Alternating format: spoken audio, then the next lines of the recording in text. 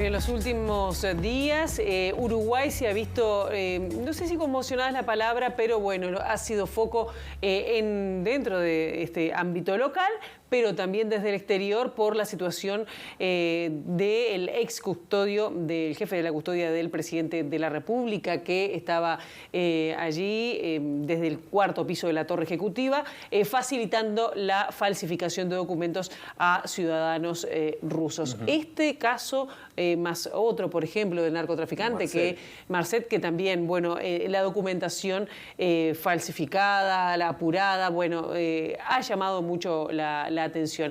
Para hablar de este tema, sobre todo qué es lo que implica a nivel de la ética pública, estamos recibiendo con muchísimo gusto a Ricardo Gil Iribarne, quien, bueno, se desempeñó hasta hace 2 años, corríjame, en la JUTEP. ¿2 años? ¿2020? 2020, exacto. 2020. 2 años y medio. Bien. Ya, muchas gracias por estar con nosotros. No, encantado, un gusto. Ricardo, que además estuvo al frente de la Secretaría Nacional para la lucha contra el lavado de activos y financiamiento del terrorismo durante 5 años, desde el 2005 al 2010, y después en la JUTEP, referencia interna y también internacional. Gracias, realmente un placer. Encantado. ¿Qué primera lectura haces de este episodio que involucró al jefe de la custodia presidencial en un caso que todavía se está estudiando? Sí. A ver, yo ahí hago 2 lecturas paralelas. Uno es el caso en sí, y la gravedad de algunos elementos. A ver, se trata de un cargo pesado, fuerte, con mucho acceso a información. Entonces, bueno, está el efecto de qué puede haber surgido de ahí, qué información se puede haber captado y utilizado, etcétera, etcétera. Está el tema de la falsificación de pasaportes. Bueno, ¿a qué se debía esa industria? ¿A dónde fueron los pasaportes? ¿Quiénes están atrás de la organización que evidentemente desde el exterior participaba en esto? ¿A dónde fueron a parar los pasaportes? ¿Para qué se están usando? El tema del eventual cambio de la ficha de antecedentes de una persona, cualquiera sea. O sea, si la ficha que aporta el Ministerio del Interior no es confiable, tenemos un problema serio. Y más cuando la pide el presidente. Y más cuando la pide, pero en general. O sea, si la pide un organismo antilavado y no es seguro que esté bien, si la pide un juzgado, lo que diablo sea, es decir, no es bueno para ninguno de nosotros sentir esa sensación de que una cosa que debería ser absolutamente segura y blindada no lo sea. Es peligroso. El hecho de que se usen las instalaciones de presidencia, el hecho de que la persona haya borrado mensajes de su celular, son elementos preocupantes. Yo creo que esa es una zona específica del caso que me parece que no está suficientemente aclarada y ojalá se aclaren la mayoría de esos puntos. Y después está la otra zona, que a mí es la que más me preocupa, que es, bueno, qué sentimos los ciudadanos frente a este caso y otros casos. O sea, ¿estamos tranquilos? Entonces yo creo que se han generado una serie de indicadores que pueden poner en riesgo la confianza de los ciudadanos en nuestro sistema de vida, en nuestro sistema político. Y creo que eso es muy peligroso. O sea, creo que la defensa del sistema democrático, la confianza en el sistema es un valor clave que debería preocupar a todos los uruguayos y en especial a todo el sistema político. Porque ¿qué pasa? De la primera parte de los problemas que nos generó esta situación, de las dudas que nos genera, hay varias formas de atacarlo. Yo creo que hay que reconocer que hay un problema grave, pero a la vez decir, bueno, busquemos una solución, busquemos aclarar cosas, busquemos prevenir estas situaciones para que no se repitan, pensando no en cómo le pego a mis rivales políticos, sino cómo fortalezco la confianza de los ciudadanos. Yo creo que ese es un tema clave y a veces pasa, y pasa mucho en la zona que a mí me tocó trabajar de la ética y de la corrupción, que pensamos más en la autodefensa o pensamos más en el voto que podemos ganar si desprestigiamos a un rival político que en la defensa del sistema, y yo creo que eso no nos debería pasar. Ahora, la confianza de alguna manera queda lesionada. Sí, por eso te digo, creo que son demasiados elementos que lesionan la confianza. Repasaba algunas declaraciones del presidente de la calle Pou cuando se conoció el caso Astesiano, que decía, bueno, esto me afecta a mí, no al país. Él de alguna manera buscó minimizar esta situación. Estamos hablando de un jefe de Estado, no lo afecta al país. No, por eso te digo, yo creo que realmente yo reconozco la gravedad de los hechos y de esos elementos que deben ser aclarados, pero lo que más me preocupa es cómo afecta al país y a la ciudadanía. Yo he trabajado fundamentalmente en el tema lavado, pero tocas todo en casi todos los países de América Latina. Y el tema de la confianza de la gente en el sistema de vida que nos hemos dado es fundamental. Ahora, Cuando la gente lo pierde... ¿Le parece que hay percepción de que afecte la credibilidad en el sistema? No sé, me da la sensación como que quedó como en el sistema político. Estaba repasando lo que era la percepción del índice de percepción es de 2021, ¿no? Y en el caso de Uruguay, 18 estaba en el ranking número 18, es decir, como que había mucha confianza. ¿Le parece que afectó eso o no lo estamos viendo, no estamos viendo las señales de alerta? Yo creo que no estamos viendo las señales de alerta. Primera cuestión, creo que es así. Creo que muchas veces desde el sistema político no se ve y no se valora la percepción ciudadana. Lo otro es, eso no implica desconocer las fortalezas que tenemos. Entonces, efectivamente, en el índice de percepción de la corrupción de Transparencia Internacional, no solo no empeoramos, sino que hemos mejorado un poquito. Más que nada porque se cayeron los otros, no porque mejoráramos sustancialmente. Ahora, si tú mirás el origen y los fundamentos de esos buenos indicadores, tenés por un lado que no es una encuesta o que refleje la opinión de los ciudadanos, sino de ciertas organizaciones bien seleccionadas a nivel mundial, etcétera, etcétera, pero no es la del ciudadano común. Y lo otro es que, a ver, la percepción que tiene el ciudadano no es fácil de cuantificar, digamos, ¿no? Entonces, ¿en qué se basa Transparencia Internacional? Si tú lees los fundamentos, dices, no, Uruguay sigue siendo un país fuerte, está muy bien, no sé qué, porque solidez institucional, división de poderes, independencia del Poder Judicial, respeto a los derechos humanos, libertad de prensa. Es cierto, todo eso en Uruguay es bueno, son fortalezas y es mejor que en otros países. Ahora, no te habla de la política anticorrupción, ni te habla de casos, ni... Mira lo macro, y está bien, en lo macro hay fortalezas que también hay que preocuparse, o sea, no son eternas. Claro. Tenés que cuidarlas. ¿La JUTEP se tendría que haber pronunciado? Creo que no es lo más importante. O sea, me parece que en la medida que el caso está judicializado,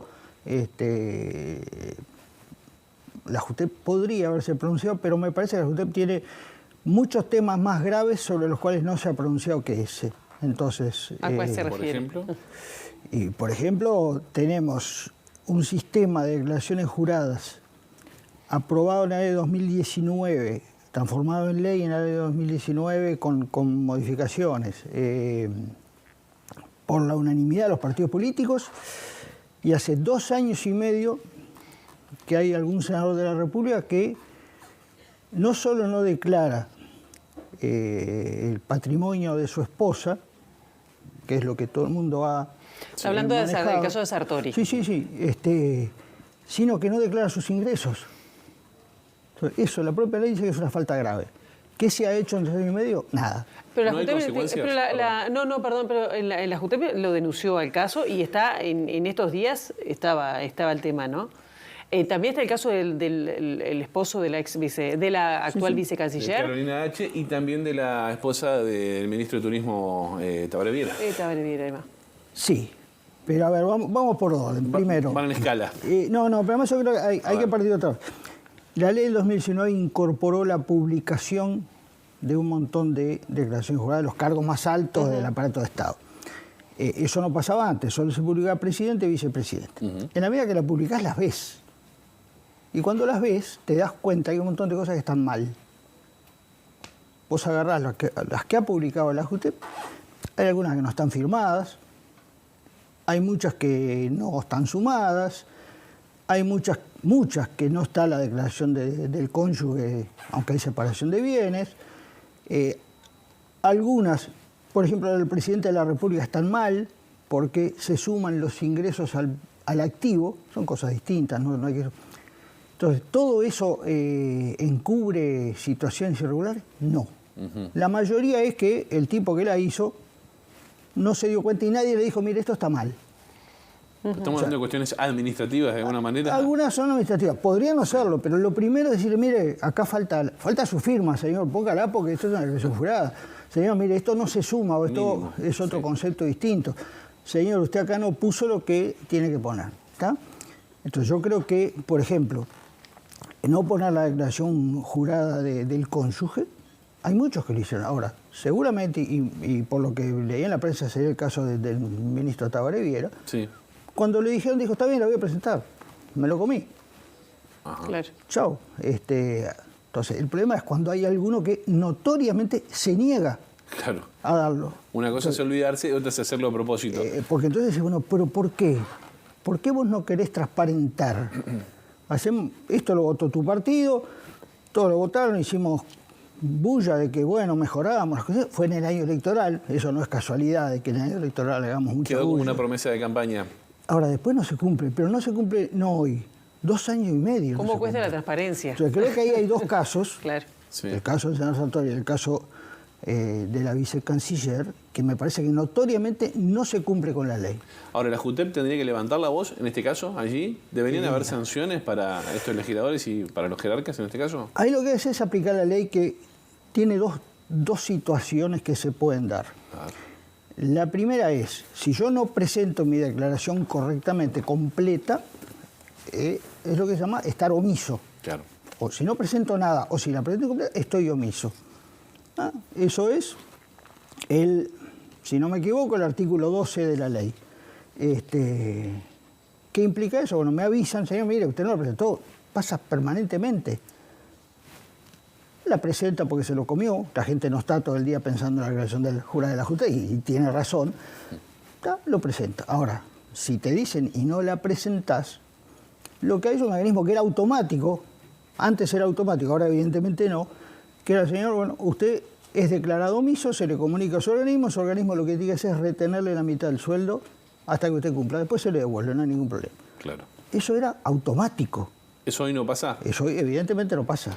Es más, antes, rigurosamente, antes que estuviéramos nosotros en la JUTEP, históricamente, rigurosamente cada 4 meses se publicaba la lista de los omisos. Se publicaba, está en la página web de la JUTEP hasta el último cuatrimestre de 2019, después no aparece más. Sí, yo iba a decir, ayer estuve mirando la página de la JUTEP y hay poca cosa subida. Bueno, ese es otro tema. Capaz que hay que darle F5 para que no actualizó, sí. Sí.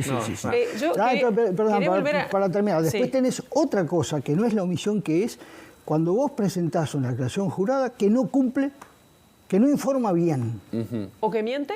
O que miente. El tema, bueno, no informa bien. También te tengo que preguntar, mire usted, senador Sartori, primera declaración, 2020, él no tiene ingresos, su esposa tiene ingresos 0, en la declaración firmada por él. Segunda declaración, noviembre de 2021, él tiene ingresos solo de senador y su esposa ya no está. Tercera declaración, 2022, ahora, hace poco, solo ingresos de senador. En los 2 casos, 160 y pico mil pesos. Entre noviembre de 2021 y febrero de 2022, su patrimonio se incrementa en $40 millones. Yo abro los ojos, para mí es mucha plata. Supongo que ustedes también. Para nosotros también. Entonces, hay una diferencia ahí grande. Todos sabemos Sí. que es un empresario exitoso, que está muy bien. Entonces, es insostenible que con 167 mil pesos por mes incremente mi patrimonio. Entonces, todos sabemos que tiene otros ingresos. ¿Por qué no los declaró? ¿Qué se hizo para que los declarara? Ahora, hasta hoy, Sí. hasta hoy Sí. no se ha hecho nada. Ricardo. Cuando la ley dice eso que la declaración jurada no ponga todos los ingresos es una falta grave. No, la JUTEP no puede sancionar, porque el sistema político nunca lo implementó eso. No sanciona, pero le pone tiene su mirada ahí.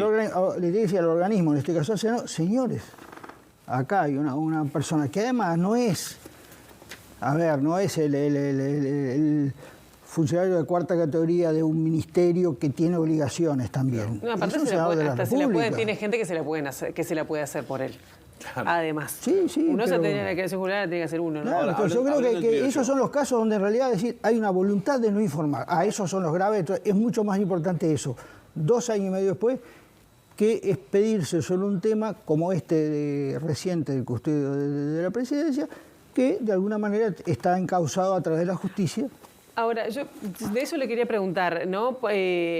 La fiscal Gabriela Fossati, detectó, por ahora esa asociación por la delinquir, hay tres delitos por el cual está detenido, ¿no? Pero sobre la trama de negocios, descubrió que tenía bienes que además no estaban declarados. Estamos hablando de apartamentos, una casa de salud y demás, no a nombre propio, sino de testaferros. Puede haber una trama que va a seguir investigando, de lavado de activos. De vuelta, lo mismo. ¿No se está haciendo foco ahí de ver la gravedad que tiene que ver el lavado de activos? Que atrás del lavado de activos además hay mayor corrupción, mayor delincuencia, y lo ato con el caso del narcotraficante Marcet. No es solo el tema de apurar un documento, es el tema de qué es lo que hay atrás, ¿o no? Sí, creo que... ¿No estamos investigando bien como país? Yo creo que en esos temas la raya se pasa en los resultados. Digo, ¿qué obtuviste de tu sistema antilavado? Y si vos pasas raya, yo creo que encontrás 2 cosas importantes y negativas. La primera es, en los últimos años, ¿cuántos casos ha habido de sanción penal por lavado de activos y de recuperación de bienes por lavado de activos para la sociedad? Porque en realidad la ley me dice, señor, está bien, procéselo, después condénelo, o formalícelo, después condénelo, pero recupere los bienes para la sociedad. Entonces vos mirás los últimos años y después de que Uruguay empezó a levantar y mejoró sus resultados, ahora tuvo una caída muy fuerte que los organismos internacionales se la están señalando. Acá la ley está muy linda, pero acá faltan resultados. Claro. Entonces yo creo que ahí hay un problema serio. Y tiene que ver también con algunos mensajes que uno siente donde parecería que no hay mucho riesgo.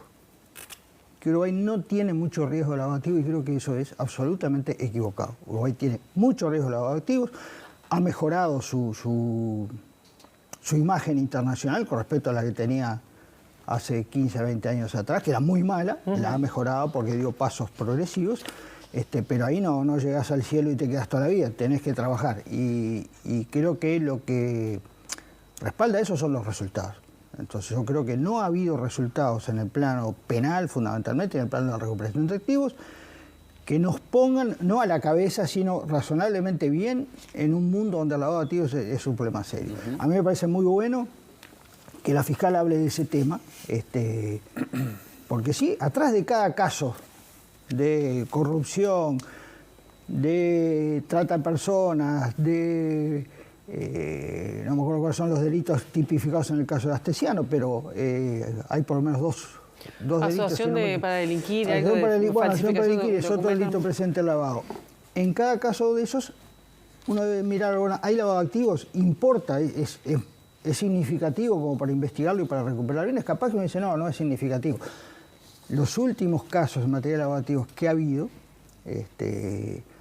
después de Balseiro y después del Turco, en realidad son perejiles, claro. Son casos chicos. Entonces, sacarle plata a un narco de barrio está bien, hay que hacerlo, pero el tema del lavado es el cuadro grande. ¿Cayeron las investigaciones grandes en los últimos tiempos?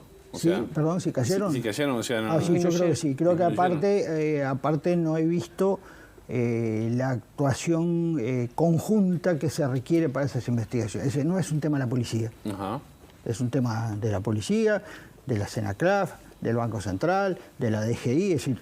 Es interinstitucional ahora, pero están como divididas, yo cada creo cual por su lado.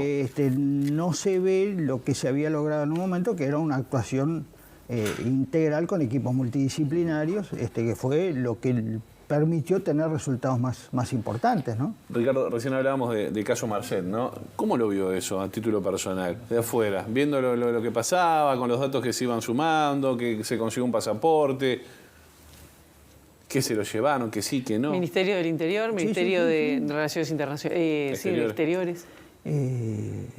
A ver, yo no puedo hacer afirmaciones tajantes, pero me parece que lo que sí tenemos que tener siempre en la cabeza es que creer que estamos vacunados es el peor error contra esas cosas. Y que hay corrupción y que hay inserción de gente que mueve mucha plata en negocios ilícitos en los sistemas preventivos, que hay vulnerabilidad de ciertos actores que permiten. Entonces, ¿es para suicidarse, para hacer el harakiri? No, hay que preocuparse. Claro. Entonces, yo creo que, por ejemplo, una cuestión que siempre tiene que estar en debate es la relación de ese tipo de delincuencia con las instituciones y con el sistema político.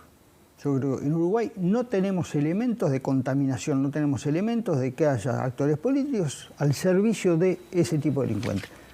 Ahora pasa en todo el mundo. Entonces, ¿los uruguayos somos maravillosamente sanos? No, señores, tengamos cuidado.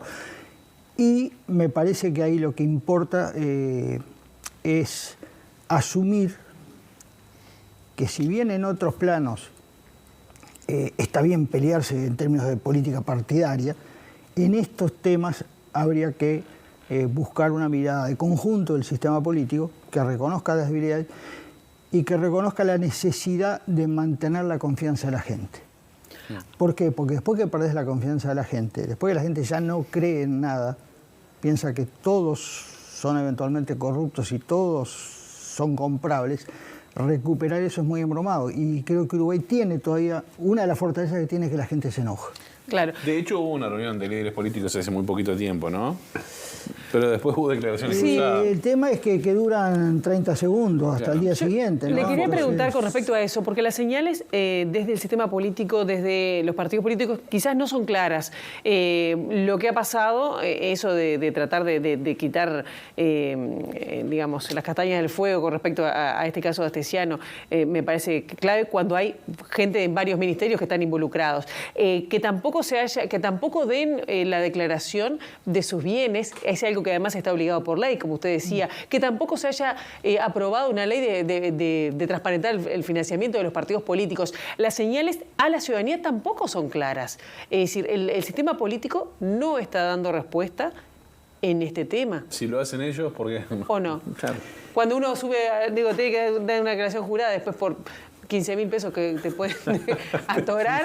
Y acá estamos. Y a mí me asusta cuando me dice declaración jurada. Yo digo, bueno, si no va a ser pasible de sanción. Hablando en criollo, ¿algún representante del sistema político se ríe del sistema, valga la redundancia? No, pero sumando a eso, la conformación hoy de la JUTEP que responde a cuestión partidaria.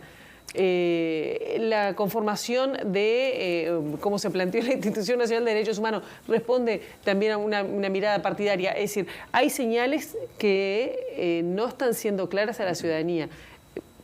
Sí. Le pregunto. Sí. A ver, ahí está. Viste que yo estoy pensando en alguna respuesta porque yo creo que hay que buscar el lado de salida. En estos temas, quedarnos con la mirada negativa es muy fácil y yo creo que hay que reconocer que, y soy el primero en decirlo, hay gente sana en todos lados, como hay gente jodida en todos lados. Claro. Entonces, bueno, me parece que en este tema a veces predomina la camiseta, el destacarme de otros como partido, el ganar votos, y creo que eso, en estos temas eso es un error. Entonces me parece que debería existir la madurez para discutirlo sin dar manija, reconocer los problemas, reconocer las fortalezas que tenemos mucho. Uruguay sigue teniendo muchas fortalezas y creo que se reconocen en los indicadores internacionales, y creo que es cierto que Uruguay tiene fortaleza. Ahora, no ganas el cielo para toda la vida, tenés que trabajarlas, ¿no? O sea, que yo creo que hay que lograr afinar una línea de acuerdos donde la gente sana se ponga de acuerdo justamente para decirle al ciudadano, miren, reconocemos que hay un problema. Creo que el sistema político no lo ha hecho, No es casualidad que algunas de estas leyes se hayan aprobado en el año preelectoral, un poquito antes de las elecciones, y después al poco tiempo nos olvidamos. Como le decía, creo que una cosa positiva es que el uruguayo todavía se enoja con esto. Ahora, el paso siguiente es que no se enoje y eso es peor. Claro. O sea, que es la indiferencia, son todos iguales. Me parece que ahí el sistema político debería tomar conciencia de esa situación, debería tomar conciencia que más allá de estos casos, porque después digo, no, pero vos me hablás del presidente, y yo te digo, no, porque el presidente anterior hizo tal cosa, no, está bien, veamos los errores que todo el mundo hizo, que cada uno empiece por su campito. Claro. ¿No? Entonces, si lo único que veo mal es lo de los otros, la gente no me va a creer. Por supuesto. Entonces, creo que hay un cambio de cabeza ahí que no se ha dado, que las leyes que se aprobaron ahí en el 2019 no garantizan eso, y que hay que trabajar en serio en los acuerdos razonables, que no implica desconocer las diferencias. Claro. Pero en este tema me parece que está en juego algo mucho más importante, y yo no veo que se haya hecho.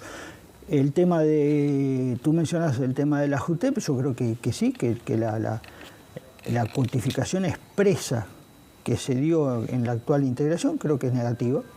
Ojo, las anteriores y la que yo integré había también un cierto equilibrio, pero los partidos no tenían su cargo. O sea, el presidente de la República asumió y él dijo, acá pongo fulano, mengano y sutano, pidió las veñas, las consiguió, hubo algún lío porque no le preguntó a algún partido a quién quería poner, y yo creo que no es la mejor manera, pero esta actual es mucho peor. Bien, Gil Iribarne, muchísimas gracias. El tiempo nos quedó corto, pero bueno, lo convocaremos en otro momento. Estamos a la orden. Muy bien. Bueno, muchas gracias a ustedes. Un placer.